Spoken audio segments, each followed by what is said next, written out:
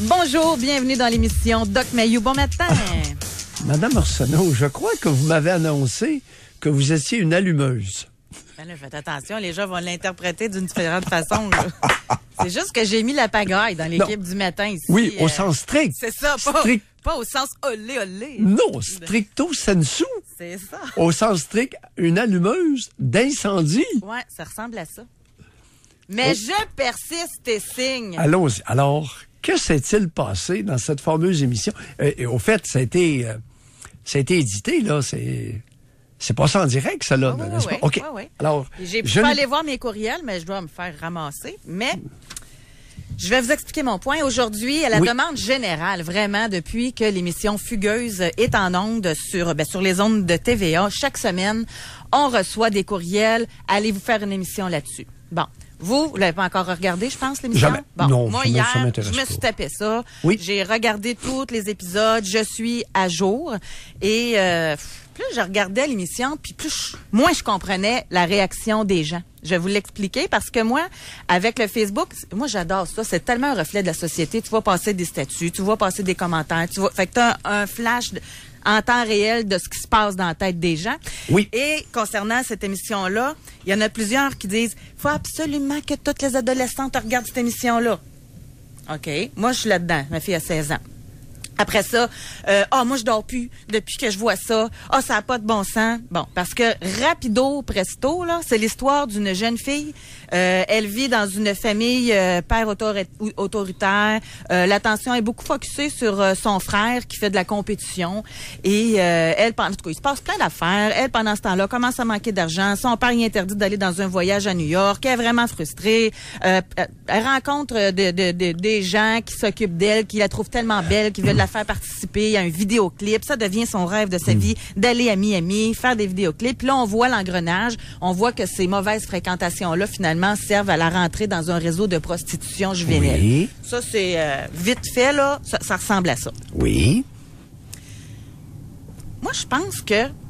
Puis, à un moment donné, pour aider son amoureux, parce que là, il fait pitié, il manque d'argent, etc., elle s'en va danser dans un bar de danseuses nues. Là, moi, je me dis, une jeune fille, là, okay, qui est avec une mère comme... Là, parce que j'anime avec vous, j'ai le vocabulaire pour le dire, là. Qui a des parents, là, avec une mère affectueuse, qui l'a stimulée dans sa jeunesse, qui fait attention à cette jeune fille-là. Je crois pas à ça, qu'elle va rencontrer un gars, qu'elle va tomber en amour, puis qu'elle va aller être danseuse dans un bar de tout nu. Je crois pas à ça. Puis savez-vous ce que j'ai dit qui a mis le feu à pagaille? Non, j'ai hâte de l'entendre, par exemple. Je vais leur dire encore parce que je le pense. Moi, j'aimerais ça, là, faire une étude, parler avec des fugueuses, parce que le 2 tiers, c'est des fugueuses, c'est des filles. Quand on a les chiffres, là, au Québec, c'est comme ça. Le 2 tiers, c'est des filles. J'aimerais ça leur parler, voir dans quelle famille ils vivaient, puis je suis convaincue qu'à leur place, j'aurais fait une fugue, moi aussi. Fait que c'est ça mon point. C'est qu'au lieu de dire que c'est des mauvaises gamines qui sont faites influencer par un pin, qui sont faites influencer par une amie, etc., moi, j'aimerais ça voir dans quelle famille ils ont grandi. Et me connaissant, je suis certaine que j'aurais fugué aussi. Fait que c'est ça qui a mis la pagaille, parce que là, je suis remplie de préjugés, puis que des bonnes familles, ça se peut que les enfants fuguent, etc., puis que... Fait que c'est ça. Bon, là, je vais devoir me ranger de ton côté. Non pas parce qu'on travaille ensemble, mais je crois que l'équipe du matin a manqué de réserve et de respect face à toi. Écoute, il n'y a pas une seule personne versée en psychologie humaine ou en psychiatrie qui va être en désaccord avec ton affirmation. L'hypothèse la plus plausible, dans le cas des fugueuses, évidemment, c'est qu'est-ce qui se passe dans la famille. Mais oui, mais attends un petit peu, là. C'est basic, c'est de base ce que tu viens de dire. Mais ça choque. Parce que, savez-vous, puis je l'ai tout de suite, je l'ai analysé, là. Ben là, savez-vous écoute, pourquoi ça choque de même? Puis je l'ai dit à... Allons-y, je t'écoute. Je sais, regarde, on a le droit, je respecte mes collègues, on a le droit de pas être d'accord. Bon. Mais moi, je pense, encore une fois, que ceux qui réagissent comme ça, c'est parce qu'ils veulent protéger leurs parents. Qui ne les regardent pas comme ils sont réellement, comme vous dites souvent dans l'émission. la justification de, ben voyons donc, moi j'en ai eu des parents super sévères, j'ai fait des mauvais coups, mais c'est pas à cause qu'ils étaient sévères de même. Ben peut-être que oui. Peut-être que si tu avais fait plus confiance puis que tu avais respecté dans qui t'étais, que des mauvais coups, il n'y aurait pas été le même genre de mauvais coups. Ça, c'est mon affirmation. Puis c'est pour ça, aujourd'hui, on a la chance, Doc Mayou et moi, on a la chance, vous et moi, de pouvoir aller direct au but, nous autres, dans nos émissions. Fait qu'aujourd'hui, l'émission, c'est pas qu'est-ce que vous pensez des fugues, là. Avez-vous fugué? Avez-vous déjà eu des enfants qui ont fugué? Maintenant, avec le recul et de façon honnête, à quoi l'attribuez-vous? Là, on va parler des vraies affaires. Oui. Est-ce que je peux t'énumérer dans le même ordre? J'ai le papier devant moi, là. Tu pourrais le lire en même temps que je le présente. Oui. Quelles sont les motivations derrière le comportement des fugueuses? On va parler des fugueuses ce matin parce que le 2/3 et plus, ce sont des jeunes adolescentes et jeunes femmes. Oui. OK? Le premier que j'ai écrit sur ma feuille, c'est la recherche désespérée d'attirer l'attention de sa mère pour une adolescente qui est abandonnée émotionnellement. La deuxième, c'est qu'il y a des jeunes femmes, des enfants, des adolescentes, qui sont intolérantes aux frustrations. Et ça, c'est de tempérament. Autrement dit, tu as des êtres humains qui sont nés et qui ne tolèrent pas le non, qui ne tolèrent pas l'encadrement et ils ont une intolérance trop faible aux frustrations et c'est de nature. Chez les hommes, ça va faire des futurs criminels. On préfère voler plutôt que d'aller travailler. Quand on n'est pas content, on préfère tuer que de se faire écœurer. Alors ça, c'est un bandit, un criminel d'habitude, une personnalité antisociale. Chez la femme, ça se reflète comment, la personnalité antisociale? La fraude, prostitution, puis fugue. Bon. De tempérament. Ça, t'es né comme ça, ce n'est pas acquis, c'est inné. Mon troisième que j'ai écrit ici, écoute bien, révolte légitime à l'autorité abusive et écrasante. Je répète, chers amis, puis entre autres pour l'équipe du matin, révolte, alors il y a des jeunes femmes, adolescentes et jeunes femmes qui fuguent à l'intérieur parce que voulant se révolter de façon légitime à l'autorité abusive et écrasante. N'est-ce pas ce que tu as affirmé ce matin? Ça ressemble à ça. Si on m'avait un peu trop écœuré, moi, j'aurais décrissé. Oh, OK. L'autre, je continue. Quatrième. Déchéance causée par la dope débutée à 12 ans. Bien oui. Bien oui. Les squidgies, ils fuguent. Ils sont en fugue, les squidgies. Surtout les squidgies femmes. Bon. Et j'en évalue à mon bureau, là. C'est pas, puis je le dis pas de façon méprisante. Alors, si vous commencez la dope à 12 ans, j'ai l'impression qu'à 14-15, vous allez décrisser. Vous ne tolérerez plus rien. Vous êtes en état de chute sociale, psychologique, émotionnelle, sentimentale. C'est ce que je veux dire par déchéance. L'autre, pas mal plus subtil. Ma dernière, ma petite dernière, c'est une manœuvre agressive. OK. Alors, d'aucuns connaissent la manœuvre passive-agressive. Je ne fais rien pour faire suer l'autre. C'est fréquent ça entre les conjoints. OK? Puis dans les relations parents-enfants. Maintenant, une manœuvre agressive, c'est un moyen agressif pour faire suer l'autre. Exemple, une fugue. Peut être une façon de dire à la bonne femme, ma vieille maudite, là, j'en ai plein le casse, puis, tu sais, je prends un moyen agressif, tu vas être inquiète parce que je veux te faire mal. Est-ce que c'est légitime ou pas? Je ne me prononce pas. Là. Oui. Mais vous comprendrez. Alors, j'ai décelé, il y en a peut-être d'autres, mais j'en ai ressorti, en très peu de temps, 5, dont la troisième, c'est celle que tu as partagée avec les collègues de l'émission du matin. Puis les parents, là, quand ils partagent les photos, ma fille est en fuite, là. Elle est en fugue, aidez-moi à la retrouver, là. Moi, je m'excuse, j'en rajoute, là. Puis, vous savez quoi? Je m'excuse même pas. Bon. Ben, ils ont donc ben de l'air à faire pitié. Ah, c'est des bons parents, comment ça que ça leur arrive? Puis ça passe tout sur le dos de l'adolescente. C'est elle, la pas fine, puis c'est elle qui a viré croche. Mais le pourquoi, la genèse, on n'en parle jamais. Et aujourd'hui, j'aimerais ça. Bon. Je vous le demande, en tout respect, vous ne serez pas jugés, j'y tiens. Moi, je veux parler avec des fugueuses. Je veux parler avec des jeunes femmes qui se sont ramassées dans un réseau de prostitution juvénile. Il y en a. Expliquez-nous avec le recul, là. On parle de 4000 cas par année de fugue chez les jeunes filles? Oui. Et la majorité? Tout genre confondu. Oui. Tout genre confondu. Puis, les 2/3 sont des filles. Alors, 4000 cas par année, ça veut dire, après 10 ans, as-tu calculé? En une décennie, ça fait 40 000! Sauf que, j'ai lu, il y a même des thèses, hein, j'ai lu plein d'affaires matin quand même là, qui ont été écrites là-dessus. Puis, il y en a, c'est des fugues à répétition, là. Fait qu'ils sont comptés là-dedans. Fait qu'il faut quand même être juste, là. C'est pas 4000 jeunes qui fuguent, c'est 4000 fugues. Ah, OK. Dont certaines le font à répétition. Il y a différents types de fugues. Il y a des fugues qui sont dans des centres jeunesse. Il y a des fugues, c'est des gens en famille d'accueil. Oui. Mais 30% des fugues proviennent du milieu familial. Oui. Maintenant, on va mettre quelque chose au clair.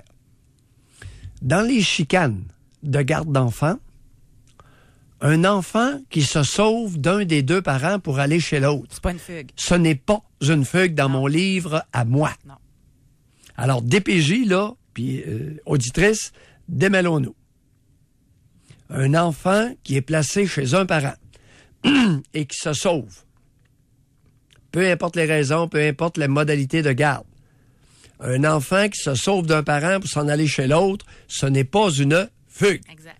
C'est un départ de chez l'un pour s'en aller chez l'autre. C'est ça.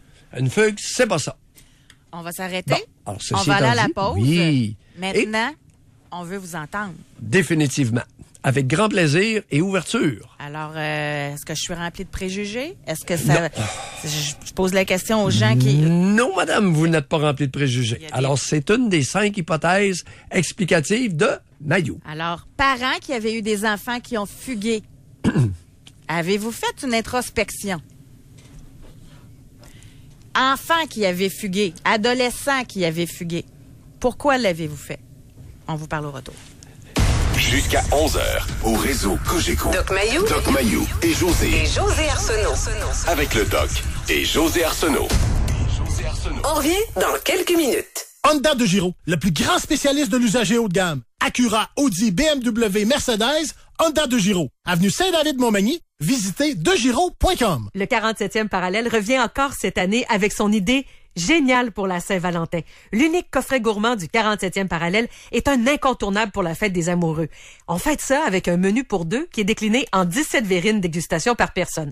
Et cette année, 2018, c'est l'édition Québec. On met en vedette les produits du Québec dans le coffret gourmand. C'est un repas prestigieux à déguster dans le confort de votre foyer le 14, le 16 ou le 17 février.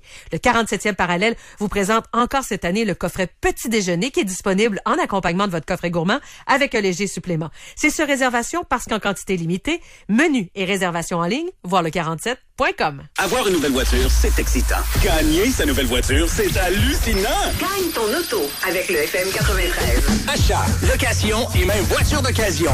On pourrait payer votre facture jusqu'à 50 000 $. Textez le mot auto au 25226 et visitez les concessionnaires participants. Lali Honda, Montmagny Nissan et Desjardins Autocollection. Encore moins en voie vite. Textez auto au 25226. Gagne ton auto avec le FM 93. Cet hiver, à 20 minutes de Québec, offrez-vous les 3 parcs thématiques les plus magiques au pays à Valcartier. L'immense Bora Park à 30 degrés, la visite de l'hôtel de glace et bien sûr le centre de jeux d'hiver pour la glissade, le rafting sur neige et l'incroyable glissade Everest. Et vivez le frisson de nos spas des glaces en plus de 2 pour 1 sur les massages. Réservez votre chambre à l'hôtel Valcartier à partir de 179 $. Nos chambres peuvent accueillir jusqu'à 6 personnes. Valcartier, ça c'est une bonne idée. Parce que... c'est pas nécessairement un sombrero, votre souvenir le plus marquant du Mexique. Les probiotiques d'Adrien Gagnon aident à soutenir la santé gastro-intestinale et à renforcer le système immunitaire. Toujours lire l'étiquette et suivre le mode d'emploi. Parce que... il y a définitivement des endroits plus confortables que d'autres pour lire le journal. Les probiotiques d'Adrien Gagnon aident à soutenir la santé gastro-intestinale et à renforcer le système immunitaire. Toujours lire l'étiquette et suivre le mode d'emploi. C'est le temps de dérouler le rebord chez Tim Hortons, parce que des moments gagnants comme celui-ci surviennent partout, à tout moment. Préparez-vous à gagner du café Tim Hortons gratuit pour 1 an. Wow, ça fait beaucoup de café! Ou l'une des 100 cartes prépayées CIBC de 5 000 $. Oui, s'il vous plaît! Ou encore, l'une des 50 Honda Civic 2018. Je viens pour un café, puis je repars avec une Civic! Déroulez vite et souvent, parce que les gens d'ici jouent et gagnent ensemble chez Tim Hortons. Aucun achat nécessaire. Le concours prend fin le 28 mars 2018. Voyez les détails à déroulerebordpourgagner.com. Pour rejoindre l'équipe du FM 93, composez le 670-9330.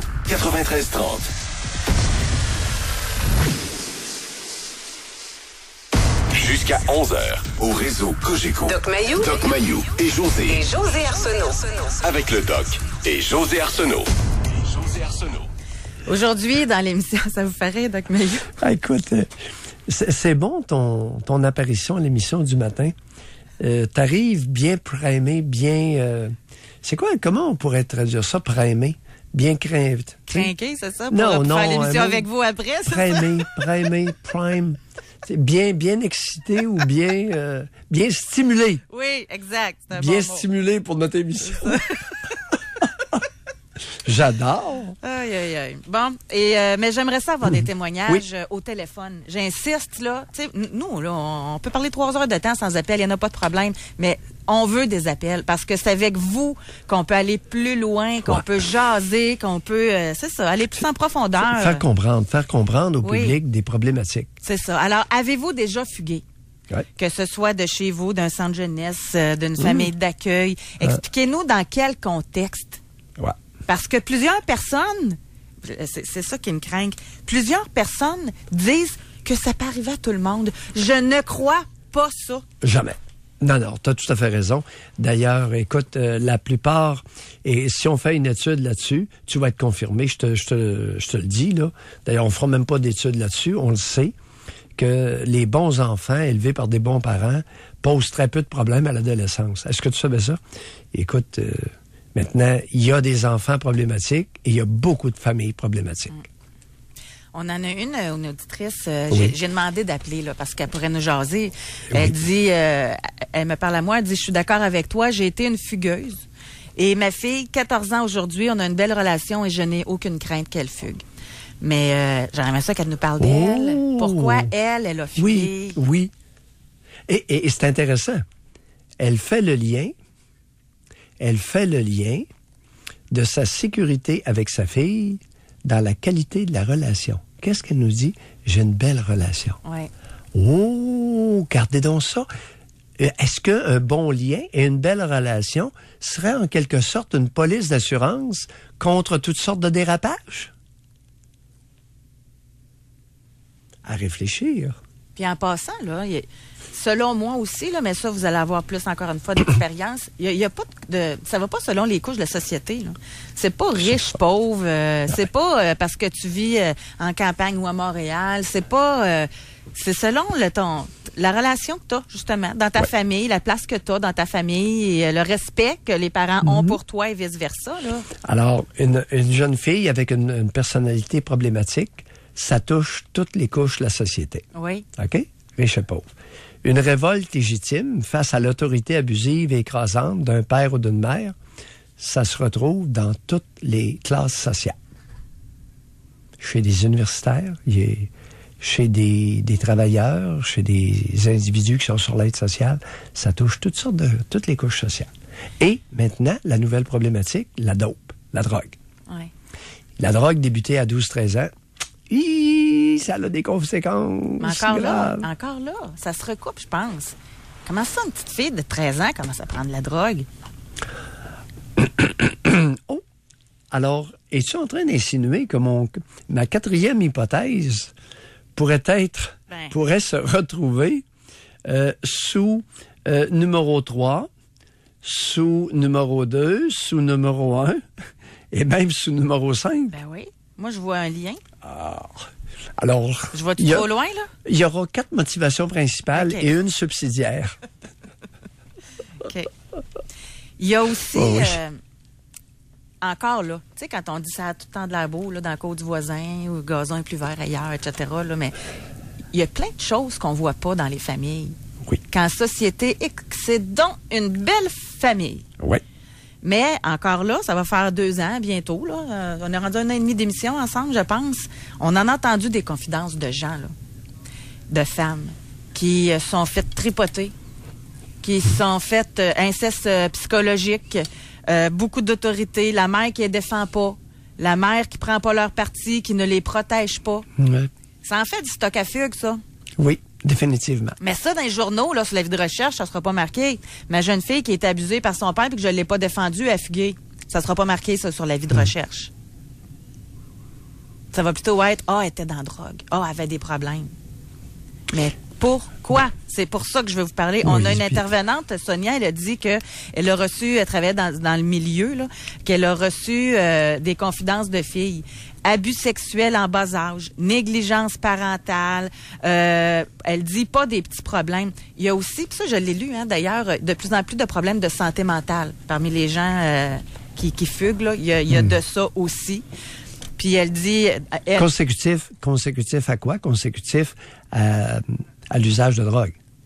Alors, si vous avez la génétique pour faire de la schizophrénie et que vous prenez des amphétamines, que vous potez, et certains disent que le pot aussi pourrait être un élément déclencheur, alors vous allez développer une psychose. Alors, il y a beaucoup de psychoses et il y a des individus. Écoute, est-ce qu'on peut parler de fugue dans les cas de psychose, José? Ils sont tellement désorganisés pareil, ils s'en vont nulle part, ils sont complètement perdus souvent. Alors, est-ce que c'est pas tellement une vraie fugue qu'une désorganisation comportementale? Mon souhait est exaucé. Oui, on s'en va, on n'identifiera pas personne. Hein. Changez votre nom, là. On va être plus libre, tout le monde. Je dirais même pas d'où vous venez aujourd'hui. C'est rare, là.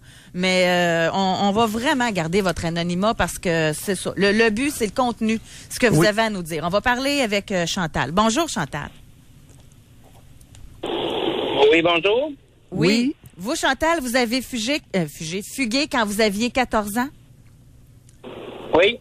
Racontez. Moi, je suis un enfant adopté. J'avais 18 mois quand j'ai été adopté. Oui. Et puis, avec ma famille adoptive, ça n'a jamais bien été. Mm-hmm. Donc, jamais bien été. Là, c'était très, très violent, là, ce qui se passait là. Les gens m'ont toujours demandé pourquoi ces parents-là m'avaient adopté. Bref, à 14 ans, c'était rendu très, très intense à domicile. Donc, un soir, il est arrivé quelque chose avec mes parents. Là. Mettons, j'en ai mangé une bonne, puis le lendemain, je me suis allé à l'école. Puis j'avais une copine qui était là aussi, puis que elle aussi, c'était difficile. Donc, on s'en est parlé, puis on a décidé. Moi, j'ai parti de là, parce que c'était soit ça ou j'étais rendu à l'étape. C'était rendu tellement intense dans ma tête que j'étais rendu à l'étape que je pensais exterminer mes parents. Fait que c'était soit ça, soit que je m'en allais, ou soit que ça allait déraper totalement, puis que j'allais scraper ma vie solide. Puis des années plus tard, mon frère, parce que cette famille-là, il y avait 3 gars à eux autres là, avant de m'adopter. Fait qu'il y a un de mes frères qui m'a dit qu'il m'avait tout le temps trouvé hot d'avoir eu le gosse de partir de là, parce que lui, il l'avait pas eu, le gosse de partir de là. Fait que j'ai parti de là à 14 ans. J'ai été une semaine cachée avec la fille avec qui je suis parti. Puis on était cachés chez sa mère parce que ses parents étaient divorcés. Puis après une semaine, on s'est fait retrouver par la DPJ, la police, la DPJ. Puis moi, ils m'ont placé, j'ai été placé dans une famille d'accueil là, parce que je voulais pas retourner là. Les parents adoptifs voulaient que je m'en aille en centre d'accueil. Mais la DPJ a dit que ils ne voulaient pas que j'étais pas un cas de centre d'accueil, que j'étais un cas de famille d'accueil dans le temps. Pourtant, j'avais une travailleuse sociale qui me suivait depuis mon adoption, qui venait quasiment toutes les semaines à la maison. Puis j'avais beau y expliquer ce qui se passait chez nous, puis elle me faisait toujours comme réponse, t'as juste à écouter tes parents. Fait que, puis pourtant, elle a vu des marques sur moi. Les voisins savaient tout ce qui se passait dans la maison. Puis plusieurs années plus tard, je suis retourné voir une voisine qui restait en arrière de chez nous, puis parce que j'ai encore des contacts avec sa fille. Puis quand elle m'a vu avec mes enfants, elle m'a dit, elle pleurait, puis elle m'a dit, Chantal, on s'en veut tellement, t'as même pas idée. On savait tout ce qui se passait chez vous, mais personne n'osait parler. Fait que je pense que dans les statistiques que Doc Mayou a données, les 5 thèses, je pense en tout cas, selon moi, il y en a plusieurs là-dedans qui sont les causes, parce que moi, chez nous, c'était très autoritaire. C'était mes parents adoptifs. Mon père est décédé aujourd'hui. Ma mère, cette femme-là est encore en vie. Je ne parle plus par choix. Là, ça fait 3-4 ans que je ne lui parle plus, parce que j'ai réalisé que, dans le fond, c'était juste je comprends pas, dans le fond, encore pourquoi, comment elle a adopté. C'est une femme malade, c'est une femme... c'est dans le village, c'est tout le monde qui avait une business. Mon père, c'est un bonhomme qui avait une business, puis voilà qu'il passe bien. Puis elle est convaincue. Tu sais, quand mon père est décédé en 2010, j'étais allé l'aider 3 mois, parce que j'étais au chômage, puis elle se ramassait... c'était des parents très... c'était mon père qui s'occupait de tout, puis ma mère faisait rien que du ménage, elle n'a jamais travaillé, puis tout ça, c'est du monde assez âgé. Donc, j'étais allé l'aider parce qu'elle savait plus où se pitcher à la tête, là. Puis, c'est ça, le temps que j'étais là, on a parlé un soir, puis elle m'a dit, j'ai jamais compris pourquoi tu avais toujours eu des conjoints violents. Là, c'est plus le cas maintenant. Là, j'ai une très belle vie maintenant, mais que j'ai été longtemps dans la violence. Puis là, j'ai dit, t'es sérieuse? J'ai juste continué ce que j'avais toujours connu ici, la violence. Puis là, elle m'a dit, mon Dieu, tu t'es toujours raconté des histoires, puis tu t'es cru dans ça. Fait que ce soir-là, je suis partie de là en pleurant, puis je me suis allé chez mon frère, le plus jeune. Celui qui n'a pas eu les couilles de s'en aller, justement. Puis là, je suis arrivé chez eux en pleurant, puis il m'a dit...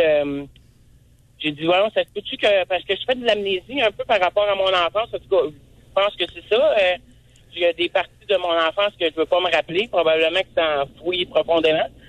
Puis, ils m'ont dit... mon frère m'a dit, quand je suis arrivé là, j'ai dit, ça se peut-tu que je m'essaie inventer des histoires puis que je me crée là-dedans parce que... La mère, c'est ça qu'elle dit. Puis là, il m'a dit, tu vas te dire une affaire. Il dit, je t'ai jamais dit. Quand je rentrais dans la maison, quand j'étais jeune, il dit, à chaque fois que je rentrais dans la maison, je te cherchais pour savoir si t'étais encore vivante. Puis quand je t'avais trouvé, puis je voyais que t'étais vivante, il dit, j'étais correct, je pouvais continuer ma journée. Fait qu'il dit, ça peut juste te dire assez. Il dit, ta bonne femme n'est pas là. Puis il dit, je comprends pas ce que tu fais chez eux en train de l'aider. Il dit, va-t'en donc chez vous, puis occupe-toi donc de tes affaires. À partir de ce moment-là, je suis parti, puis ça a comme... ça m'a fait ouvrir les yeux pas mal sur ce que je faisais là, dans le fond. Ça vous a donné la permission de s'occuper de vous-même. Chantal, une seule question, au bénéfice des auditeurs. Vous dites qu'un soir, vous en avez mangé une bonne. Ça nous dit rien. Qu'est-il arrivé ce soir-là, exactement? Ben, ça faisait partie de plein d'autres soirs, mais c'était une volée, là. C'était une volée... chez nous, on avait un panier de fruits sur la table. Puis dans le panier de fruits, il y avait des fruits de plastique, bien évidemment, mais il y avait toujours des straps qui étaient là. Puis ces straps-là, mon père les ramassait... il en faisait une collection, là. C'était ses anciennes ceintures de cuir, dans le fond, qui étaient plus bonnes. Fait que il en faisait une collection. À un moment donné, j'étais allé avec mes filles les visiter. Puis on est descendu en bas. Puis moi, la cave chez nous, c'est un endroit que je n'aimais pas aller parce que c'est là qu'il se passait souvent des affaires. Fait que ma fille, la plus vieille, avait demandé à ce bonhomme-là pourquoi il ramassait des ceintures. Parce que les ceintures étaient accrochées au mur. Puis il a demandé c'est-tu les ceintures qui battaient ma mère avec ça? Puis il a fait comme réponse que oui. Elle comprenait pas pourquoi il gardait ça en maison. Fait que là, ça a fait... c'est ça. Là, je n'avais mangé une... c'était des straps, c'était des règles. Tu sais, les gros mètres de couture en bois, là. Oui. Ben, ma mère, elle en pétait régulièrement sur mon dos. Fait qu'elle allait... Dans le temps, il y avait un magasin au village... puis le gérant, il avait demandé, coudonc, madame... je dirais pas son nom, là, mais madame Chose... comment ça vous achetez autant de règles de même en bois? Il dit, qu'est-ce que vous faites avec ça? Lui, il avait fait une joke, là, parce qu'il savait pas ce qui se passait chez nous. Ben, je pense pas, en tout cas. Il avait dit, Chantal, est-tu assez mal commode pour que vous lui pétez ça sur le dos? Mais c'était ça qu'elle faisait avec, dans le fond, hein. Et puis, ce soir-là, ben, c'est ça. Là, je n'avais mangé une bonne, je peux pas vous dire, je ne sais pas pourquoi. Donné par qui? Par mon père. OK. C'est votre père qui vous en avait donné. Ma mère était très intense. Ma mère, c'était plus, c'est une femme très, genre, elle faisait beaucoup de couture, puis elle me faisait essayer du linge, puis du linge, puis du linge, puis du linge. Elle a adopté une fille, dans le fond, parce que elle n'a pas eu sa fille avec ses gars, là. Elle a eu 3 gars, puis elle aurait aimé avoir une fille, fait que Elle aurait voulu faire ce qu'elle voulait avec moi, puis moi, vu que j'étais un enfant adopté, je pense que j'avais beaucoup de carences. À ce niveau-là. Je pense que c'est pas tout le monde qui est prêt à adopter des Chantal, enfants. un peu comme l'a fait tout à l'heure José, il est important de dénoncer l'autorité abusive et écrasante au Québec. Parce que l'autorité abusive et écrasante est souvent accompagnée de violences verbales, physiques et même sexuelles. Merci beaucoup, Chantal. Merci. Merci beaucoup. Merci. On aurait fait comme vous, Chantal. C'est ça le point. Va dans des familles où il y a des enfants, des ados qui fuguent, là. Regarde dans quel contexte ils ont grandi, quel genre de parents ils avaient, puis on aurait fait peut-être la même affaire. Exactement. Alors, il y a des fugues qui sont des révoltes légitimes contre une autorité abusive écrasante. Et les familles ayant diminué de volume de beaucoup au Québec, il y a énormément d'autorités abusives à l'heure actuelle. 2018. Donc, on va aller à la pause. On veut vous entendre, vous aussi. Pourquoi avez-vous fugué? Doc Mayou et José Arsenault. Avec le Doc et José Arsenault. Au réseau Cogeco. On revient dans quelques minutes. Pour des rénaux haut niveau, pour une construction qui tourneront, faites appel à un des 17 700 entrepreneurs membres de l'APCHQ. Consultez le plus grand répertoire classé par spécialité et par région. Trouvez un entrepreneur.com, l'outil qui vous simplifie la vie. Cet hiver, le FM 93 vous donne 500 $. 500 $?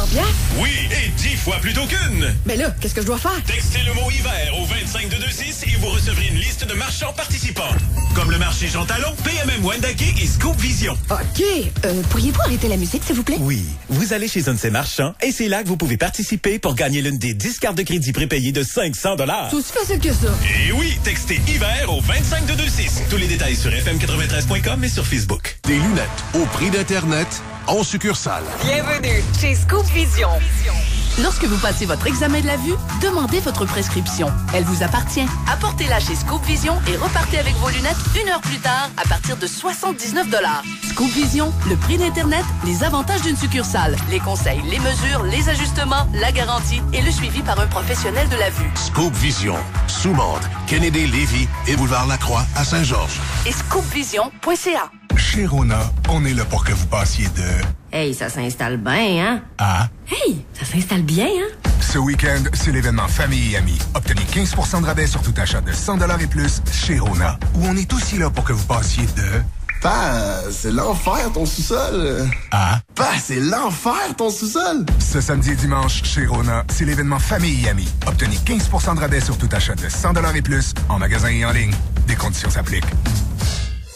Demain, programme double au marché Jean Talon. Le Bûcher présente Mission X, hommage à Queensryche dès 20h30. Prévente de billets à lepointdevente.com. Rock of Ages en première partie, suivi de Mission X, hommage à Queensryche. Demain, au Bûcher, situé dans le marché Jean Talon. Chez Fleur de Lys Centre Commercial, nous mettons tout en œuvre pour vous offrir des activités familiales gratuites de qualité. Pour bonifier notre offre, nous vous invitons à un tout nouveau rendez-vous. Complètement éclaté. En février et en mars, venez visionner gratuitement des films pour toute la famille lors des matinées ciné-éclatées, popcorn et boissons fruitées inclus. Procurez-vous vos billets et consultez la programmation de toutes nos activités gratuites sur notre site web ou au comptoir InfoService. On vous fait tout un cinéma à Fleur de Lys Centre Commercial. Si près, si simple. Honda de Giro, le plus grand spécialiste de l'usager haut de gamme. Acura, Audi, BMW, Mercedes, Honda de Giro. Avenue Saint-David-Montmagny, visitez degiro.com. Pour rejoindre l'équipe du FM 93, composez le 670-9330. Doc Mayou et José Arsenault. Avec le Doc et José Arsenault. Au réseau Cogeco. Aujourd'hui, dans l'émission, on aimerait parler à des filles adolescentes qui ont fugué. Ouais. Et on aimerait que vous nous expliquiez dans quel contexte vous avez pris cette décision-là. Ça se peut pas que tu sois bien chez vous puis que tu fugues, là. Ça se peut pas, là, selon moi, là. Mais malheureusement... à moins que tu aies une personnalité qui te prédispose à l'intolérance, à toute frustration. Ça existe, mais c'est d'un très petit pourcentage.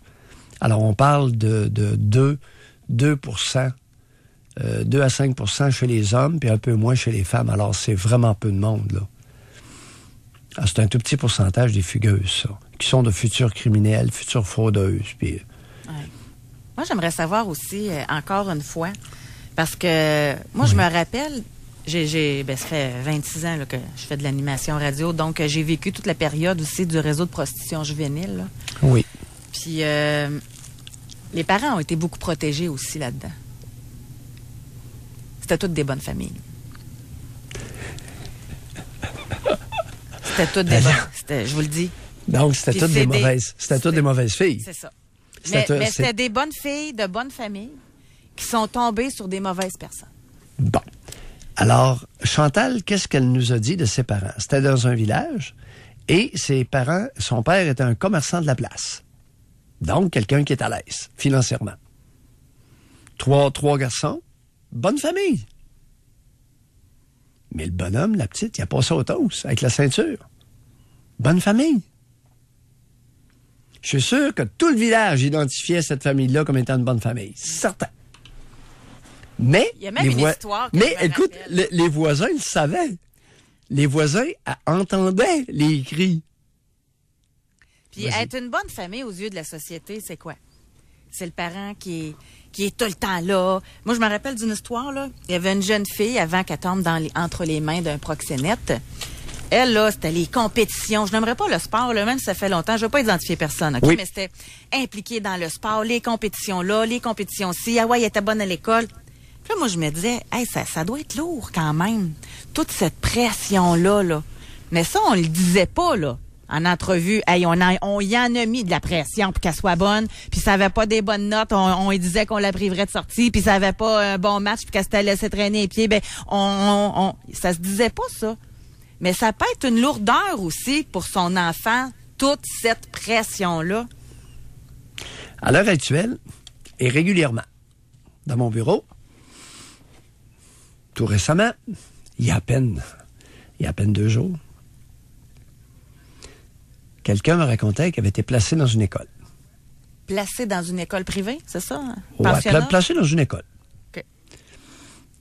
Et j'ai demandé à la personne, est-ce qu'on t'en avait parlé avant? Non. Est-ce qu'on t'a emmené visiter l'endroit?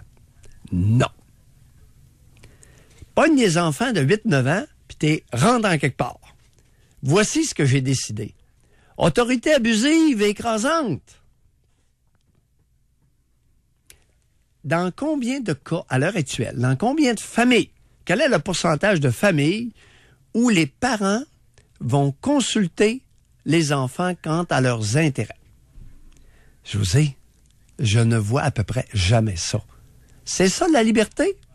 Un pays libre et démocratique, prenez ça où, votre liberté? Ben oui, mais docteur, c'est mon enfant, j'ai bien le droit de faire ce que je veux. Non, t'as pas le droit de faire ce que tu veux avec ton enfant. Ton enfant n'est pas le 6e doigt de ta main, madame. Ton enfant est un petit être humain qui va devenir de plus en plus indépendant de toi. Oh, ben là, ça se passera pas comme ça si vous pensez qu'il va me monter sa tête puis qu'il va prendre des décisions. Ben, fréquent dans la nation canadienne-française. Pas tout le monde. Reconnaissez-vous et, s'il vous plaît, amendez-vous. N'est-ce pas bien dit, José? L'enrobage est bien fait quand même. Pourquoi avez-vous filé? S'amender. Oh. Non, c'est bien, c'est bien.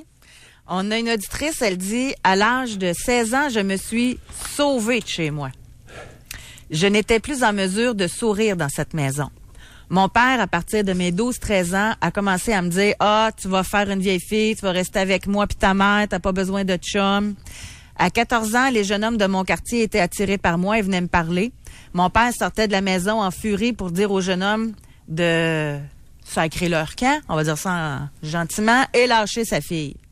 À 15 ans et demi, je me suis fait un chum de 17 ans qui avait sa voiture. Mon père a complètement dérapé. Il nous suivait partout avec ma mère à ses côtés. Il a même regardé dans ma chambre pour trouver condoms, lingerie, etc. À 16 ans, je suis partie dans la nuit. J'ai aujourd'hui 27 ans. Je ne suis jamais revenue à la maison. J'étais beaucoup trop inquiète que mon père gâche ma vie sexuelle de femme. Et ma mère regardait passer le train. José, tu as raison, ça ne tombe pas sur n'importe qui. Merci, chère auditrice, d'en témoigner. Je n'ai rien à redire. C'est complet. Encore là, aux yeux des voisins, là, ce père-là qui faisait attention à sa petite fille puis qui voulait donc la protéger, il devait être bien vu, là. Est-ce que l'auditrice aurait 72 ans, par exemple? Par hasard? Aujourd'hui, elle a 27 ans. Elle n'a pas 72, elle a 27. 27, ça veut dire que ce qui lui est arrivé, c'est il y a 9 ans. Dans la dernière décennie. C'est incroyable. Contemporain. Pas 72, on inverse, 27. Il y en a 4000 par année encore, Doc, là. 4000 par année des fugues. Ouais. Ça, c'est celles qui sont déclarées en passant. Ben oui. Parce qu'il y en a qui ne sont pas déclarées, là. Non, la plupart ne sont pas déclarées. C'est la pointe d'un iceberg. Ouais. Dans la dernière décennie, c'est ce qui est arrivé à une espèce de craqué qui était fou de jalousie envers sa fille qui était probablement d'une beauté remarquable. Coudon, au Québec, est-ce que les pères ont un problème avec leurs filles lorsqu'elles sont belles? Quel est le pourcentage de mères au Québec qui engraissent leurs filles afin qu'elles soient moins convoitées sexuellement par le père? Oh, je pense que j'ai blasphémé. Ça, c'est dur à croire. C'est un blasphème. C'est dur à croire, puis en même temps, on écoute les témoignages des gens chaque jour, puis... Il n'y a aucune mère qui peut faire ça, engraisser sciemment sa fille. Ça n'a pas de bon sens. Pour qu'elle soit moins désirable sexuellement pour le bonhomme. Ah ouais, mange. Et le grand-père. Lorsque je dis père, c'est grand-père aussi. Et le beau-père. On va faire une pause maintenant. J'aimerais, encore une fois, je vous sollicite fortement. Pourquoi avez-vous fugué? Changez votre nom, changez votre ville, c'est pas important. Pourquoi avez-vous fugué? Expliquez-le nous, avec le recul. Et s'il y a des parents qui ont eu des enfants qui ont fugué puis que vous avez fait une introspection, vous aussi, vous seriez intéressant à l'émission. Si vous ne l'avez pas fait encore, vous appellerez une autre fois. Mais ceux qui ont fait une introspection, pour qu'on avance, là, ceux qui ont fait une introspection, ça serait vraiment bien. Vous pouvez réserver votre circuit téléphonique dès maintenant. Doc Mayou et José Arsenault. Avec le Doc et José Arsenault. Au réseau Cogeco. On revient dans quelques minutes. Doc Mayou et José, présentés par Silencieux Proto. Proto aussi est à l'écoute de vos problèmes d'échappement. Sans rendez-vous, réparez immédiatement Silencieux Proto. C'est le grand retour du billard en folie chez Doolies. Du 5 au 11 février, le billard est gratuit toute la semaine. Alors que vous soyez capable de faire des coups sautés, des crosse-coins, des trick shots, ou que vous passiez plus de temps à vous empocher qu'à entrer vos boules, vous pourrez venir vous pratiquer gratuitement toute la semaine. Avec la semaine du billard en folie, le meilleur endroit pour s'amuser, boire et manger, c'est chez Doolies. Détails à dooliesquebec.com. Pieds pointus, pieds trapus, pieds étroits, pieds maladroits, pieds ancrés, pieds plats, pieds gonflés, endoloris, petits pieds, grands pieds, pieds très fatigués. Peu importe la forme du pied, Savard Orthoconfort, c'est la référence des orthèses plantaires à Québec et le seul à offrir les orthèses plantaires biodynamiques sur mesure. Biodynamique. Savard, la référence des orthèses à Québec et à Lévis. Mon arrière-arrière-grand-père, quand il a vendu sa maison, il a fait comme grand-père, il a payé une grosse commission. Puis mon père a fait pareil parce qu'il n'y avait pas bien d'autres options. Et puis nous, maintenant, on dit bye-bye la commission.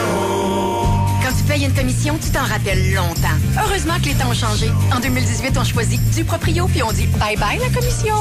La promotion Tam Tam au Salon de jeux de Québec, c'est plus de 115 000 en lot à gagner. Tentez de devenir finaliste chaque jeudi au Salon de jeux de Québec. Le FM 93 vous donne une chance de plus de participer. Inscrivez-vous au fm93.com. Collaboration du PrixDuGros.com et FM 93. Durant la vente du million d'ameublement Tanguay, il y a $1 million en argent à gagner. À l'achat de matelas Certa comme le Iris avec 586 ressorts en sachet et mousse mémoire infusée de gel, format double, à 649 $ taxes incluses, vous obtenez 50 de rabais sur les oreillers e-confort de Certa. Taxes payées, vous payez en 50 versements sur tous les matelas et lits articulés. $1 million en argent à gagner chez Ameublement Tanguay. Permettez-vous de rêver. Demain, programme double au marché Jean Talon. Le Bûcher présente Mission X, hommage à Queensryche dès 20h30. Prévente de billets à lepointdevente.com. Rock of Ages en première partie, suivi de Mission X, hommage à Queensryche. Demain, au Bûcher, situé dans le marché Jean Talon. Pour rejoindre l'équipe du FM 93, composez le 670-9330. Doc Mayou et José Arsenault. Avec le Doc et José Arsenault. Au réseau Cogeco. Pourquoi? Oui. Pourquoi avez-vous fugué? C'est notre question, elle est simple. Vous savez à qui on s'adresse, vous savez à qui on veut parler. Pourquoi avez-vous fugué? Dans quel genre de famille vous étiez? Non, mais on va être direct. On va avoir des réponses directes. What? On a Martine qui nous a écrit. Oui. Elle dit, par rapport à l'émission de La Fugueuse, vous avez tout faux. La vie de la jeune fille de 16 ans a chaviré lorsqu'une cliente est entrée dans la boutique. Cette cliente l'avait déjà analysée pour l'amener à s'intégrer à ce réseau de prostitution. Si cette cliente n'était pas venue dans la boutique, la jeune fille aurait continué sa vie dans une famille normale et n'aurait jamais fait de la prostitution. En terminant, une mauvaise connaissance peut faire changer le parcours d'une jeune fille saine. Martine, théoriquement, nous allons devoir nous ranger de votre avis. Alors, parce que tout est possible. Cependant, pratiquement, c'est très rare que votre scénario va se produire. Vous n'avez pas compris, chère Martine, que la première hypothèse explicative derrière ce comportement élaboré par Mayou tout à l'heure a été la recherche désespérée d'attirer l'attention de sa mère par une adolescente abandonnée. Pourriez-vous mettre ça dans votre calumet, chère Martine, et tirer une petite puff, s'il vous plaît? Mais encore là, moi, je veux revenir là-dessus. La jeune fille qui vit dans un milieu sain, aimant, respectueux, aura beau se faire approcher par Beyoncé pour tourner tout nu dans un vidéoclip, elle va dire non. Oh oui. La plupart, la vaste majorité, tu as tout à fait raison. Écoute, ça borde le ridicule. Martine, on comprend votre tentative désespérée de protéger possiblement 2 parents morons ou 1 moron sur 2 comme parents. Je le comprends. Maintenant, regardez votre situation personnelle, votre incapacité à voir vos parents comme ils ont été, et après ça, réécrivez-nous. Et nous verrons si vous avez encore la même position. Bon, Doc, on a une question de base. On va revenir à la base. Oui. OK, ça sert à ça aussi. Oui. Il y a un auditeur qui veut savoir, c'est quoi une autorité abusive et écrasante? Oh! C'est que tu m'obéis aveuglément parce que je suis ton parent. Je te dis quoi penser et t'es mieux d'avoir les mêmes opinions que moi. Je te dis où aller et t'es mieux d'y aller. Je te dis quoi choisir comme linge, t'es mieux de le porter. Je te dis quoi choisir comme avenir, t'es mieux de suivre cette ligne. Etc. Etc. C'est assez clair. Etc. On a une auditrice qui a écrit. En plus, elle l'a fait sur le Facebook public, sur notre page Le Doc Mayou et José. Oui. Elle dit, j'ai déjà fugué quelques fois. Parce que pendant mon passé d'ado, ma mère m'a rabaissée. Mon frère m'a violée. Mais ma mère disait que c'était de ma faute. Ma mère m'a toujours enfermée chez elle, pas le droit de sortir, pas le droit d'aller voir mes amis, elle m'empêchait même d'aller voir mon père. Donc, pour moi, j'ai fugué pour essayer de fuir ma génitrice, partir de cette maison où tous les problèmes étaient soi-disant de ma faute. Oui. Cher auditeur, à l'auditeur précédent, vous avez, dans le témoignage de l'auditrice, une partie de réponse à votre questionnement. Autorité abusive et écrasante. L'auditrice en témoigne. Non, par rapport, on va aller au téléphone, là, on a quelqu'un qui il va nous témoigner, là. Mais je pense que ce qui fait en sorte que les gens ont peur, c'est qu'ils retrouvent peut-être beaucoup de leur comportement de parents dans l'émission. C'est qu'ils se disent, on aurait peut-être agi de la même façon en tant que parents avec notre enfant.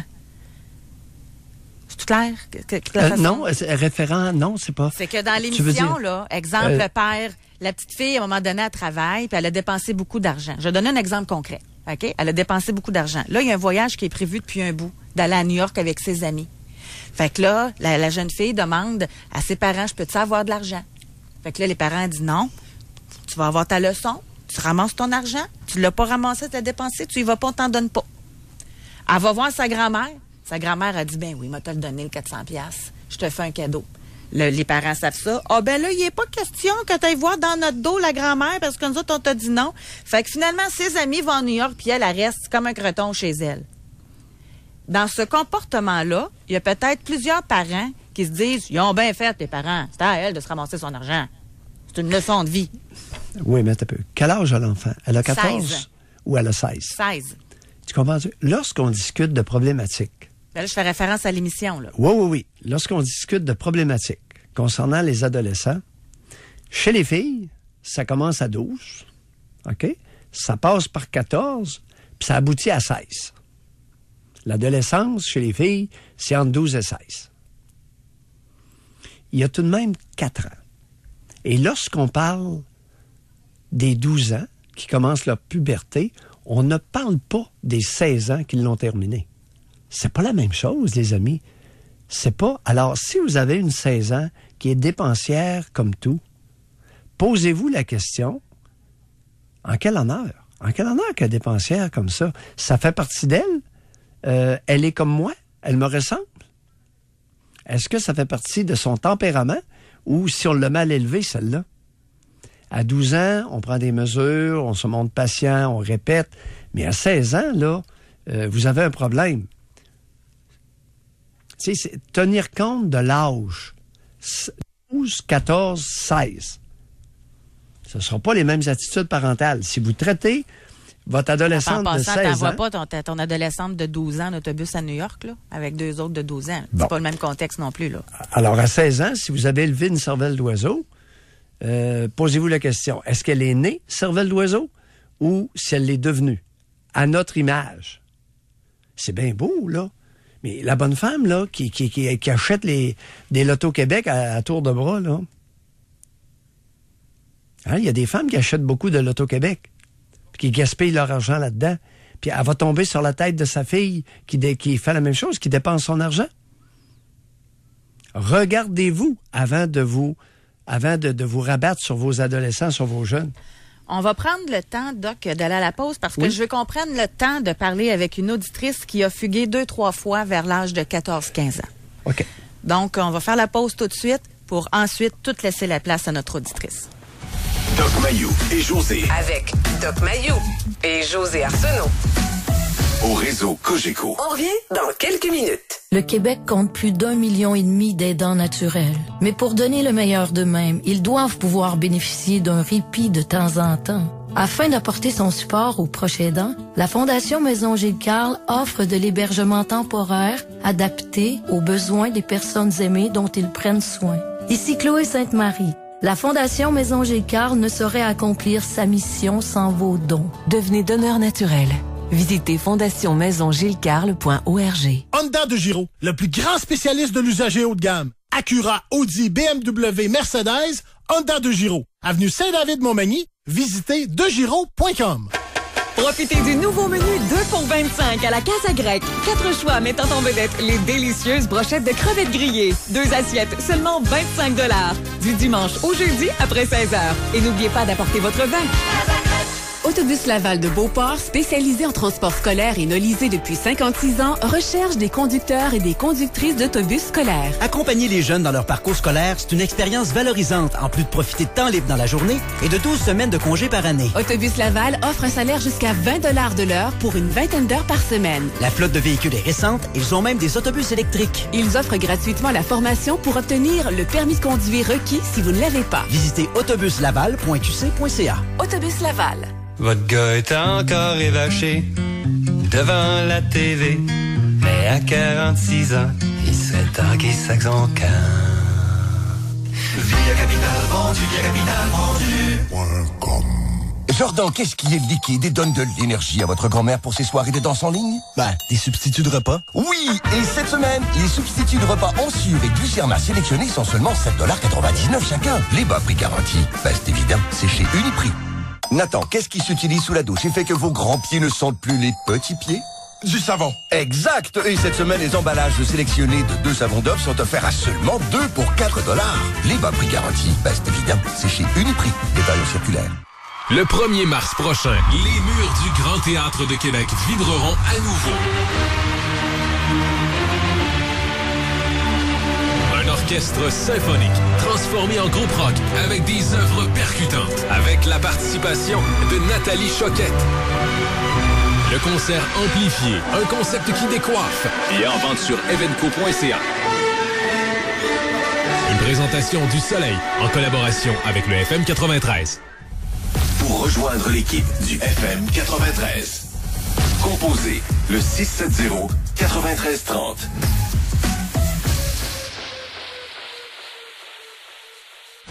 Doc Mayou et José. Avec Doc Mayou et José Arsenault. Au réseau Cogeco. Aujourd'hui, dans l'émission, on fait une suite, puis c'est un peu à la demande générale, suite à l'émission Fugueuse diffusée à TVA. Ça fait énormément réagir. Et tout le monde semble dire ça n'a pas de bon sens, ça peut arriver à toutes nos filles, ça peut arriver à nos adolescentes. Depuis le début de l'émission, on se rend compte que finalement, il y en a qui ont des sacrées bonnes raisons de fuguer. Et on fait appel à vous aujourd'hui, celles qui avez fugué. Pourquoi l'avez-vous fait? Expliquez-nous le contexte. Alors, on nomme pas d'endroit. On s'en va parler avec Sophie, qui a déjà possiblement changé son nom, et c'est tant mieux comme ça. Bonjour, Sophie. Allô? Oui. Bonjour. OK. On vous écoute. C'est comme l'auditrice précédente. Avec du recul, j'ai fugué 2 fois. J'ai maintenant 40 ans. Et avec du recul, j'avais besoin d'encadrement. Écoute, moi, je fuguais. La police me cherchait, puis je disais, je retourne pas à la maison. Je me faisais placer. Puis, quand j'étais placée, tout allait bien. Je voulais pas retourner à la maison parce que ma mère, elle me battait. Comment elle vous battait? C'était quel genre de violence? À coup de poing. Hein? Oh, oui. La dernière fois qu'elle l'a fait, j'ai levé ma main. Elle l'a plus jamais refait. Qu'est-ce que vous voulez dire par là, vous avez levé votre main? Voyons.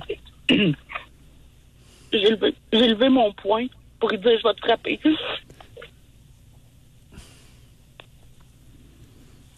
Vous aviez quel âge à ce moment-là?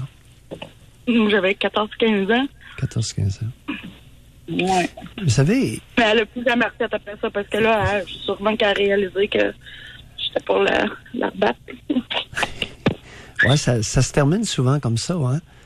Ça se termine souvent comme ça, Sophie, lorsque la mère craint de se faire sacrer une volée, elle arrête de battre sa fille. Alors, ça vous est arrivé, mais je l'ai entendu tellement de fois. Sophie, d'entrée de jeu, vous avez laissé glisser quelque chose d'inquiétant. Okay. Vous avez dit, j'avais besoin d'encadrement. Oui, ben c'est ça. Mais je me trouve smart. Moi, je trouve pas ça inquiétant. Je me suis trouvée smart. Oui. Je trouve que j'ai fait preuve de résilience.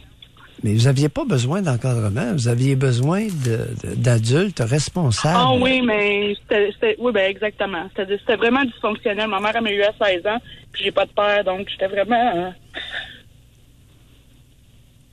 Êtes-vous bien certaine? Ouais, c'est peut-être juste le mot. L'auditrice précédente a été adoptée après 3 frères. Non, ou avant 3 frères. Oui. C'était des commerçants, c'était du monde bien. Oui. Elle n'avait pas 16 ans. Elle n'avait pas 16 ans lorsqu'elle a fait... Êtes-vous bien certaine que le fait que votre mère soit devenue enceinte à 16 ans soit en lien avec le fait qu'elle vous batte? Ah, ben non. Ça n'a rien à voir. Non, ça, c'est du génie. Depuis quand qu'une femme qui accouche à 16 ans battrait plus son enfant qu'une femme qui accouche à 24 ans? C'est ça. Ah, ben non, aucun lien. Aucun lien. Bon. Aviez-vous un père, Sophie? Non. Ben, c'est compliqué, là, j'en ai eu un, mais j'ai appris que c'était pas mon vrai père, puis il est parti. OK. C'est-à-dire, c'est un père substitut, c'est un père adoptif, c'était pas le père biologique. Non, c'est ça. Oui. Oui. Alors, et vous préférez... Maintenant, ça va bien. Là, j'en pleure, mais ça va bien. Comment? Ça va bien. Attendez un peu, vous là. Qu'est-ce que vous venez de dire? Oui. Ben, j'ai dit maintenant, ça va bien. C'est comme du passé, mais là, c'est sûr que ça me fait vivre une émotion, là, mais on dirait que c'est une autre vie, comme. Vous avez référé au fait de pleurer. Est-ce que j'ai bien entendu? Oui. Ça va bien, mais je pleure encore? Oui, c'est ça. C'est encore fragile. Oui. Vous savez, on peut pas s'attendre à ce qu'une jeune fille qui a été battue à coups de poing par sa mère ne soit pas fragilisée pour toute la durée de sa vie, n'est-ce pas? Alors, le fait de revenir là-dessus et de pleurer est tout à fait légitime, c'est tout à fait habituel, compte tenu que vous avez été frappé, là, puis vous avez dû vous sauver, demander de la protection contre votre mère. Mm. Avez-vous bien tombé dans les familles où vous avez été logé? Ben, c'est des centres d'accueil. Okay. Oui. Oui, c'était très, très, très bien. Oui.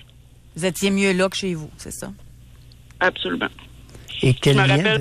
Oui, allez-y. Je me rappelle que la routine, puis tout ça, là, j'adorais ça. Là.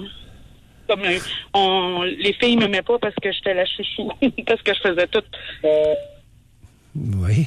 Je faisais tout ce qui était demandé. Oui.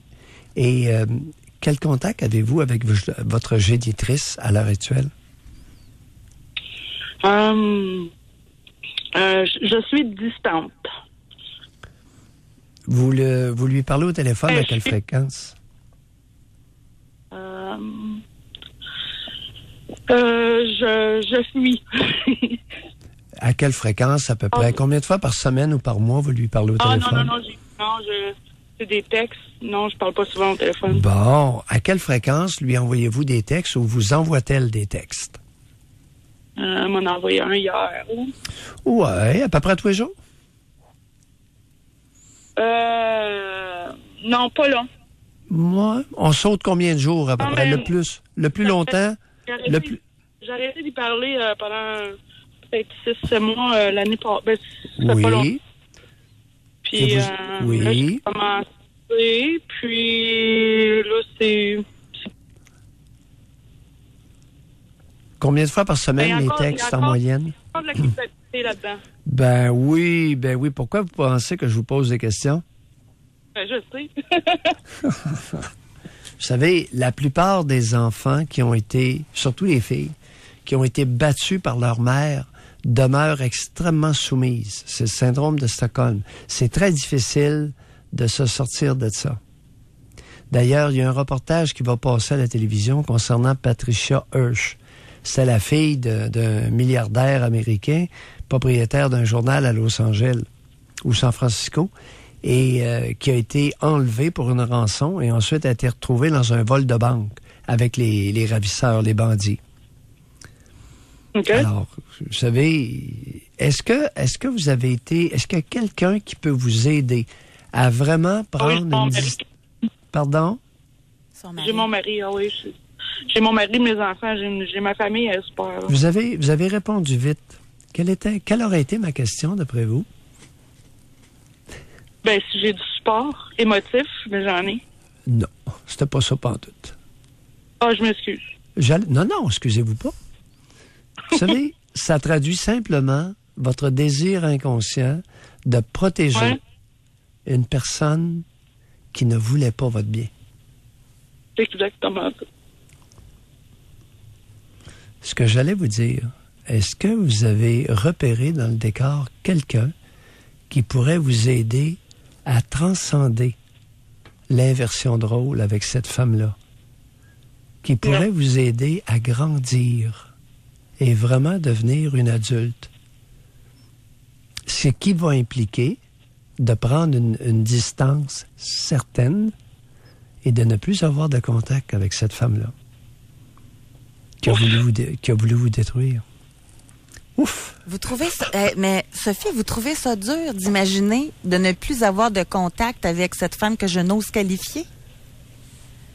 Mais je sais pas, dans mon cœur à moi, ben dans ma tête ou peu importe, je suis pas capable de... Puis même quand elle me frappait, j'étais là, comment qu'elle fait? J'aurais jamais été capable d'y faire ça. Je l'ai jamais... J'ai toujours dit dans ma tête comment... Sophie, vous avez commencé une phrase. Sophie, vous avez commencé une phrase. Vous avez dit, dans mon cœur et ma tête, je suis pas capable de... Pourriez-vous essayer de la terminer? Ben, de la laisser. Non, je suis pas capable de la laisser. Ben, elle est fragile. C'est pas petite. Elle fait pitié. Ouais, c'est ça. Elle fait pitié. José, elle fait pitié. On est toute une gang à trouver qu'elle fait pitié. Non. Elle fait pitié. On peut pas la laisser toute seule. Hey, elle va mourir. Elle frappait à coups de poing. Elle fait vraiment pitié. Elle est fragile. Sophie, ouais, mais... Sophie, elle approche la mort. Elle est en train de glisser vers la tombe. Quel âge a-t-elle maintenant, à peu près? Elle a 58. Zut, mon hypothèse de glisser vers la tombe ne tient pas. Non, je reprends mes propos. Elle l'a eu jeune. Ben oui, 16 ans. Zut! Elle est enceinte à 15 ans. Elle venait d'avoir 16. Sophie, on va se quitter là-dessus. Merci beaucoup. Ben, merci. Bonne chance. Merci, Sophie, de vous être prêtée à l'exercice. Vous êtes gentille. Ouais, merci. Je pensais pas que c'était douloureux comme ça. Je m'en venais très rationnellement, mais... Sophie, merci beaucoup de vous être permise ce que vous venez de vous permettre. Ouais. Bye. Merci, salut. Bye. Hey, c'est capoté. Protéger sa mère encore de maintenant. Hey, m'en conviens-tu que ma glissade vers la tombe, je me suis baisé là, hein? C'est pas grave, vous avez droit à l'erreur, vous aussi, là. J'avais oublié qu'elle l'avait eu à 16 ans. Eh, maudit Maillot. Ben écoute, elle est loin de glisser vers la tombe, elle a 56 ans. Elle doit être manipulatrice pour que sa fille, qui s'est fait battre à coups de poing, la qualifie de fragile. On va-tu faire un pays avec ça? Doc Maillot. Avec la mère. On va parler avec Annie, qui a fugué, elle aussi, plusieurs fois pendant son adolescence. Bonjour, Annie. Bonjour. Oui, on vous écoute. Oui, bonjour, Annie. Je sais pas trop par où commencer ou quoi dire, là. Vous aviez quel âge la première fois que vous avez fugué? J'avais autour de 12-13 ans. Racontez. C'est un peu comme les autres histoires, là. J'avais une mère et un père absent. Elle a été avec un homme pendant des années, mais où ce que je pouvais pas, je pouvais sortir, mais juste un certain temps, où ce que je pouvais pas aller voir mes amis, où ce que j'étais tout le temps abaissée. Annie, faites attention, là. Ramassez vos souvenirs, il faut que ça se tienne. Oui, vous savez pas quoi dire, vous dites n'importe quoi. Non. Alors, à 12-13 ans, sortir quand vous voulez pour aller voir vos amis, non. Non. À 12 ans, on sort pas, on va pas n'importe où, n'importe quand. Alors, plus tard, oui, à 16 ans. Mais à 12 ans, là, 12-13 ans, qu'est-ce qui se passait à 12-13 ans pour que vous fuguiez? Essayez de vous rappeler comme il faut, là, qu'est-ce qui s'est passé avant 12 ans. Pas entre 12 et 16. Un exemple. Oui. Je sais pas, j'avais très peur de cette femme-là. Je m'étais cassé un pied à un moment donné, puis je voulais pas lui dire. J'avais rampé à 4 pattes pour aller à l'école. Puis quand la professeure a dit « faut que j'appelle ta mère », j'en pleurais, là, puis je savais plus où me placer parce que je voulais pas qu'elle l'appelle. Puis elle m'a quasiment frappé tout le long jusqu'à l'hôpital, puis jusqu'à temps qu'elle sache que mon pied était vraiment cassé, là. C'est toutes des choses comme ça, là. Okay. Vous étiez terrorisé par cette femme-là, qui était supposée d'être votre mère. Qu'est-ce qu'elle faisait dans la vie, cette bonne femme-là? Elle a fait plusieurs métiers, là. Elle a travaillé dans les épiceries, elle a travaillé dans un centre d'accueil. Elle a travaillé dans un centre d'accueil. Un centre d'accueil pour personnes âgées. Ah, OK. Un CHSLD, là. Un centre pour personnes âgées. Oui. Je sais pas, ça s'appelait dans les années 80. Oui. Cette femme-là travaille dans un centre d'accueil pour personnes âgées. Vous êtes la fille de cette femme-là et elle vous terrorise. Oui. Josée... j'ai eu la même réflexion, je pense. Je pense à vous, Annie, mais je pense aux personnes âgées aussi, en passant. Elle était bonne, là, je veux dire, avec tout le monde. Là, c'était une femme exceptionnelle. Là. Ah oui? Sauf avec vous. Oui. Josée, j'ai pas hâte de prendre la route du CHSLD. Puis de tomber sur une femme comme la mère d'Annie. Ouais. Et là, à 12 ans, racontez-nous. À 17 ans, je restais plus là. Mais à 12 ans, vous avez fait une première fugue. Racontez-nous. J'ai essayé. Moi, je suis allée voir mon père, j'ai essayé d'aller rester avec lui, puis il n'a jamais voulu me prendre. Ben oui. Pourquoi? Alors, j'y ai demandé une fois, puis la raison qu'il m'a donnée, c'est je t'avais perdu une fois, j'avais peur de te reperdre une deuxième fois. Ben oui. Dans les faits, là. Dans les faits, pourquoi pensez-vous que votre père n'a pas voulu vous garder à 12 ans? Parce que sa femme, elle m'aimait pas. Ah.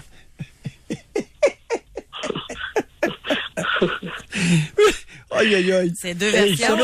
Moi, je pose des questions, j'ai aucune idée des réponses qu'on va obtenir. Bon. Alors, sa chérie voulait rien savoir d'une gamine de 12 ans dans la piaule. Non, sa chérie, c'était la tante à ma mère. La déclaration était belle entre les deux. OK. Ouf! Ouais. Vous êtes allé où? Quand vous avez fugué, brièvement. Vous êtes allé chez mon ami. Ouais, chez une de mes amies. Oui. Après, ma tante est venue me chercher, puis elle m'a emmenée chez ma grand-mère. Oui. J'ai resté là pendant un certain temps. Oui. Puis là, après ça, ils m'ont pas donné le choix de retourner vivre avec ma mère. Là. Qui vous a pas donné le choix? Qui vous a pas donné ce choix-là? Mes grands-parents, puis... OK. Alors, les grands-parents qui étaient les parents de votre mère ont insisté pour que vous retourniez chez votre génitrice? Oui. Et là, qu'est-ce qui s'est passé de bon? Pas grand-chose. Je suis partie, j'avais 17 ans. OK. Alors, entre 12 et 17, vous avez été tranquille? Vous avez obéi? J'ai été la petite fille qui se tenait avec la gang qui fumait puis qui prenait de la drogue pour, comme vous disiez en début d'émission, là. Oh, le petit pot. Le petit pot. À partir de quel âge, le petit pot? 13 ans. À partir de 13 ans? Oui. Vous pensez quoi de ça, Vous pensez quoi de ça, la légalisation du pot l'été prochain? Moi? Oui. Moi, personnellement, je pense pas que ça va changer grand-chose. Ceux qui fument, ils fument déjà. Ceux qui fument, ils fument déjà. Puis les jeunes de 12-13 ans, comme vous, qui potaient à l'époque, ça va-tu changer de quoi? Il va-tu en avoir moins qui vont poter?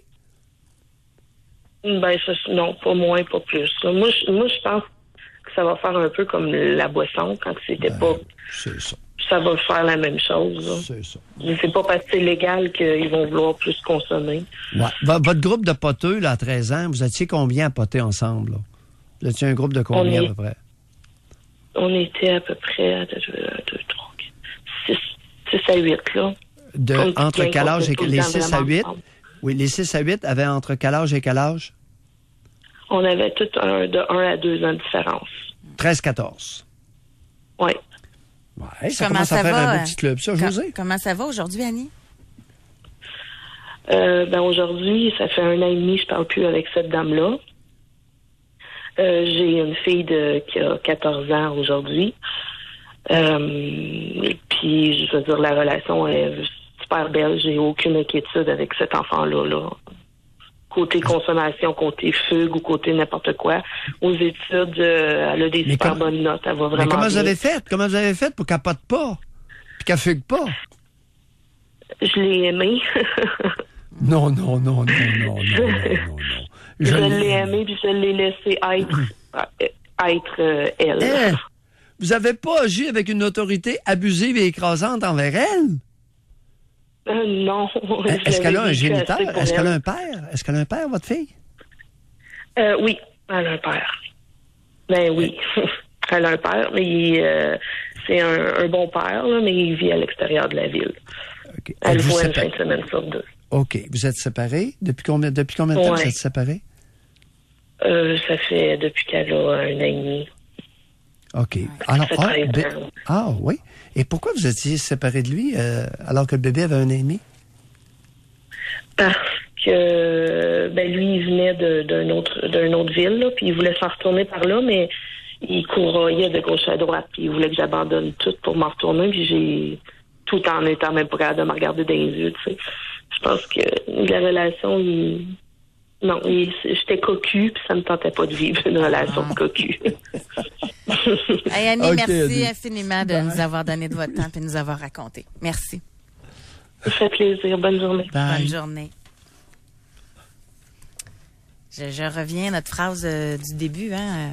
Encore là, on aurait fugué nous autres aussi, là. Ouais. Une autre histoire comme ça. Ouais.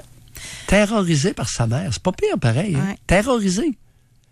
Qu'est-ce que cette femme-là lui avait fait pour la terroriser à ce point? Eh bien.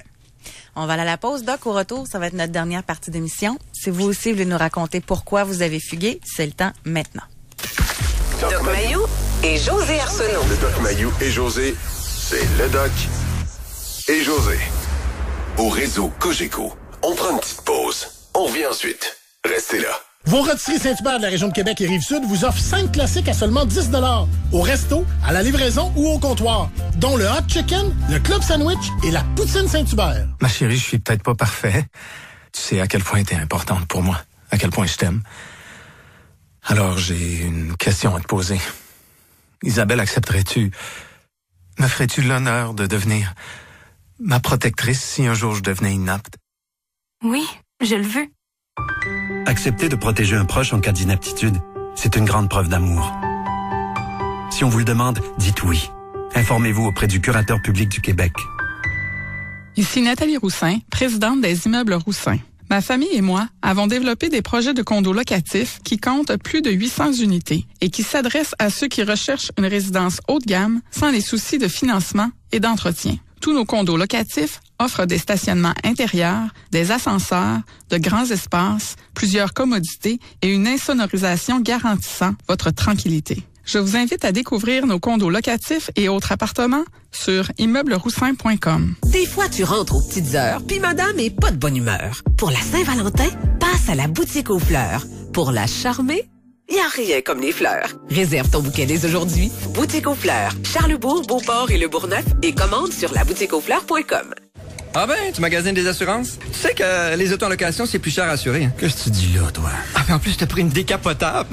C'est encore pire! Mais voyons, de quoi tu parles? L'assurance, c'est complexe. C'est pourquoi les professionnels de l'assurance tels que les agents et courtiers sont encadrés par la Chambre de l'assurance de dommages, un organisme de protection du public qui veille sur vous depuis près de 20 ans. Récemment, le gouvernement a déposé un projet de loi qui vise à abolir cet organisme de protection du public. Apprenez-en plus à chad.ca/projet de loi. Tes ongles de pied sont jaunes et t'oses plus les montrer. Va voir les infirmières des orthésistes du pied de Québec. Les ongles, elles connaissent ça. Elles vont te les nettoyer au laser et après, tu pourras te pavaner. Les orthésistes du pied de Québec, 375 rue Soumande et piedquebec.com. Du 9 au 25 février, le monde entier vibrera au rythme des Jeux olympiques d'hiver de Pyeongchang. Procurez-vous demain le calendrier des Jeux dans le Journal de Québec et suivez nos athlètes québécois vers un podium. Faites-en votre guide pour suivre celles et ceux qui porteront fièrement nos couleurs en Corée du Sud et notez-y chacune de nos médailles. Procurez-vous le calendrier des Jeux de Pyeongchang. Demain, dans le Journal de Québec, fier partenaire du Comité olympique canadien. Pour rejoindre l'équipe du FM 93, composez le 670-9330.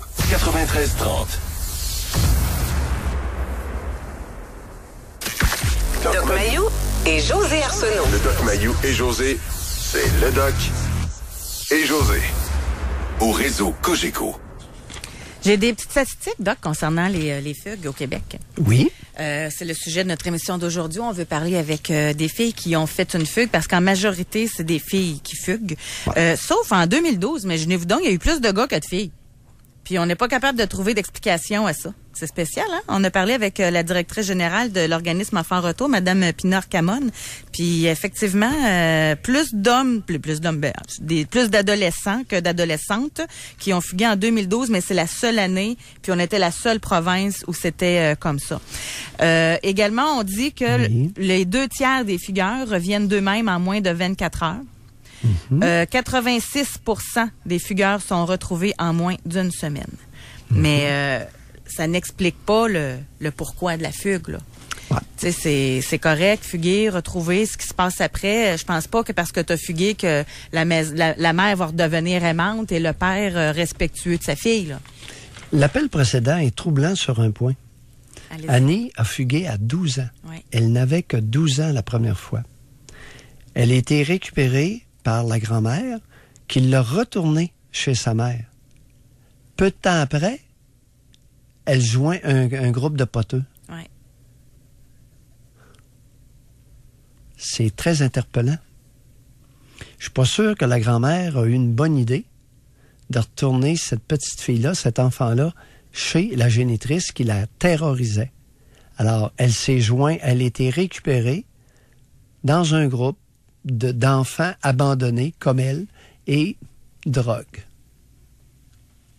Ça devait être la seule place où elle se sentait bien, le pire, là. Ben oui. Ben oui. Sa grand-mère l'a abandonnée, on va le dire comme ça. Oui. À la maison, ça allait pas bien. Fait que dans ce groupe-là de petits bonhommes, c'est là qu'elle se sentait bien. Le club des poteux. On a... Puis après ça, on s'en prend aux enfants, tu sais. Ouais. Avant de s'en prendre aux enfants, on devrait peut-être examiner nos réactions, nos attitudes et nos décisions. Alors, en rétrospective, on peut facilement dire que dans le cas d'Annie, la grand-mère s'est baisée. Elle a pris une très mauvaise décision. En rétrospective, gérant d'estrade, évidemment. Ouais.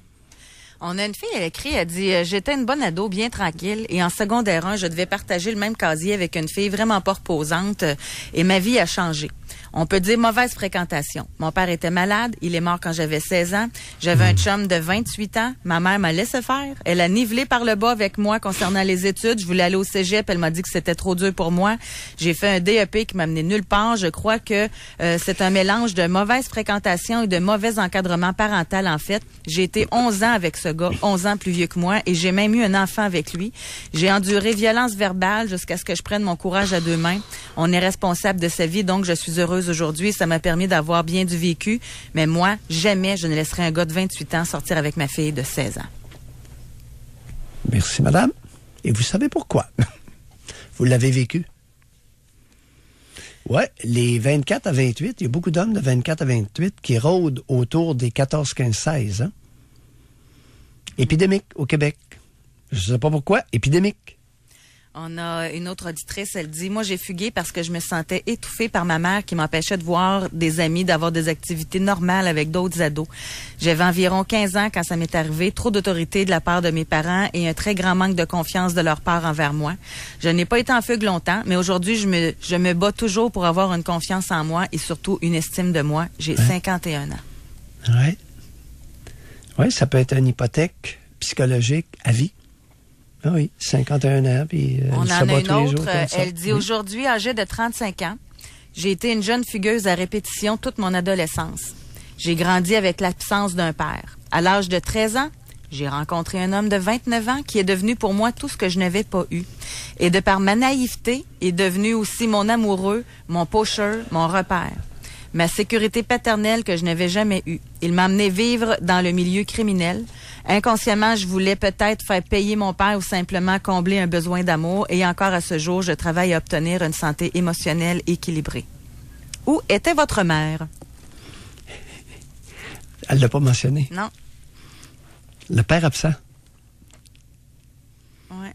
Vous savez, avant le père absent, mesdames, il y a la génitrice, qui est beaucoup plus importante que le père. Que ça nous plaise ou pas, José, c'est par ordre d'importance, c'est la mère qui est la plus importante pour tous les êtres humains.